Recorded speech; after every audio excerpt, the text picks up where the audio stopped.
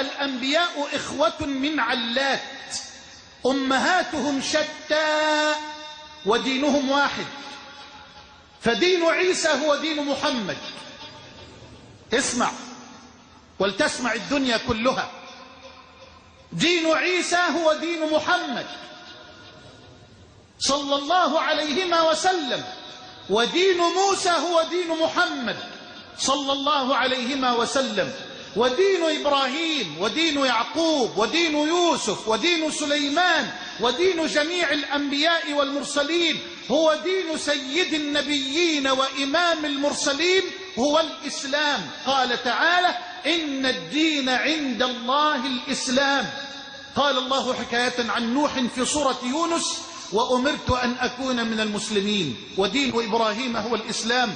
قال الله تعالى حكاية عنه: وإذ يرفع إبراهيم القواعد من البيت وإسماعيل ربنا تقبل منا إنك أنت السميع العليم ربنا واجعلنا مسلمين لك ومن ذريتنا أمة مسلمة لك وأرنا مناسكنا وتب علينا إنك أنت التواب الرحيم.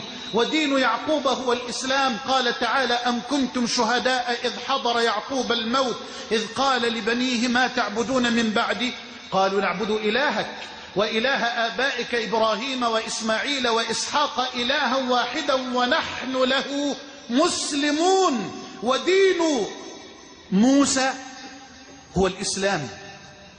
قال الله تعالى حكاية عنه في سورة يونس: وقال موسى يا قوم إن كنتم آمنتم بالله فعليه توكلوا إن كنتم مسلمين. ودين عيسى هو الإسلام. قال الله تعالى حكاية عنه: فلما أحس عيسى منهم الكفر قال من أنصاري إلى الله قال الحواريون نحن أنصار الله آمنا بالله واشهد بأننا مسلمون. ودين يوسف هو الإسلام. قال الله تعالى حكاية عنه: رب قد آتيتني من الملك وعلمتني من تأويل الأحاديث فاطر السماوات والأرض أنت ولي في الدنيا والآخرة توفني مسلما وألحقني بالصالحين. ودين سليمان هو الإسلام. قالت ملكة سبأ: يا أيها الملأ إني ألقي إلي كتاب كريم إنه من سليمان وإنه بسم الله الرحمن الرحيم ألا تعلوا علي وأتوني مسلمين. ولما دخلت في الإسلام قالت: رب إني ظلمت نفسي وأسلمت مع سليمان لله رب العالمين. ودين الجن المؤمن هو الإسلام. قال تعالى حكاية عنهم: وأن منا المسلمون ومنا القاسطون فمن أسلم فأولئك تحروا رشدا وأما القاسطون فكانوا لجهنم حطبا. ودين لبنة التمام ومسك الختام هو الإسلام.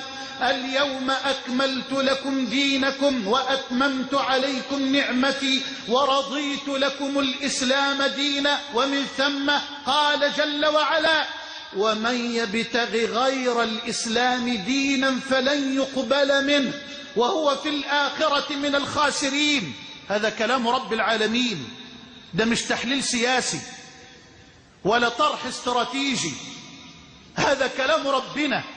ومن يبتغ غير الإسلام دينا فلن يقبل منه وهو في الآخرة من الخاسرين.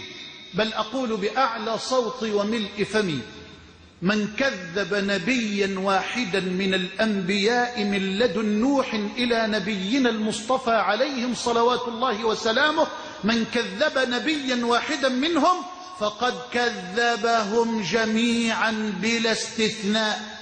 اتق الله يا رجل. ما هذه الأحكام الخطيرة التي تصدرها لنا في هذا اليوم؟ نراك متعصبا جدا. ما هذا الحكم؟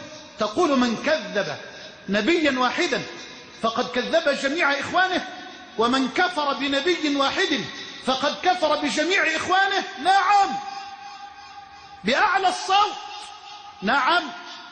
ما دليلك؟ قرآن وسنة. هات الأدلة. قال تعالى: إن الذين يكفرون بالله ورسله ويريدون أن يفرقوا بين الله ورسله، ويريدون أن يتخذوا ويقولون نؤمن ببعض ونكفر ببعض، ويقولون نؤمن ببعض ونكفر ببعض، ويريدون أن يتخذوا بين ذلك سبيلا، أولئك هم الكافرون حقا، وأعتدنا للكافرين عذابا مهينا. تعمدت أن أقرأها بهذه الطريقة لألفت أنظار النائمين ولأوقظ الغافلين. وقال النبي الأمين كما في صحيح مسلم من حديث أبي هريرة: والذي نفسي بيده لا يسمع بي أحد من هذه الأمة يهودي أو نصراني ثم يموت ولم يؤمن بالذي أرسلت به إلا كان من أهل النار. هل تريدون مزيدا من الأدلة القرآنية على أن من كذب نبيا واحدا فإنما كذب جميع إخواني من النبيين والمرسلين؟ هل تريدون مزيدا من أدلة القرآن؟ أنا أسألكم: هل أرسل الله عز وجل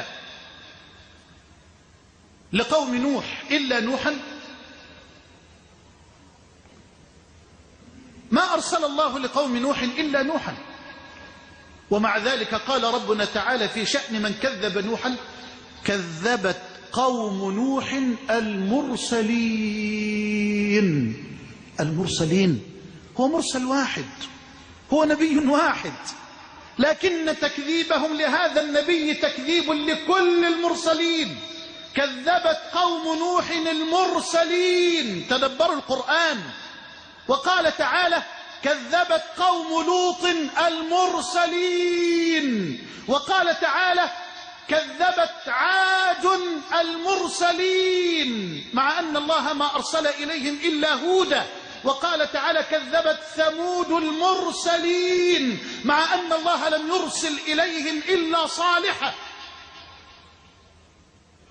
وفي آية قرآنية تريح القلب تشرح الصدر: آمن الرسول بما أنزل إليه من ربه والمؤمنون كل آمن بالله وملائكته وكتبه ورسله، مش ورسوله، لا ورسله، لا نفرق بين أحد من رسله، وقالوا سمعنا وأطعنا غفرانك ربنا وإليك المصير.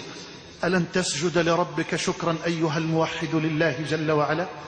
يا من آمنت بعيسى، يا من آمنت بموسى، يا من آمنت بسليمان، يا من آمنت بيوسف، يا من آمنت بنوح، يا من آمنت بإبراهيم، يا من آمنت بسيد المرسلين وإمام النبيين، ولم تفرق من حيث أصل الإيمان بين أحد من رسل الله جل وعلا.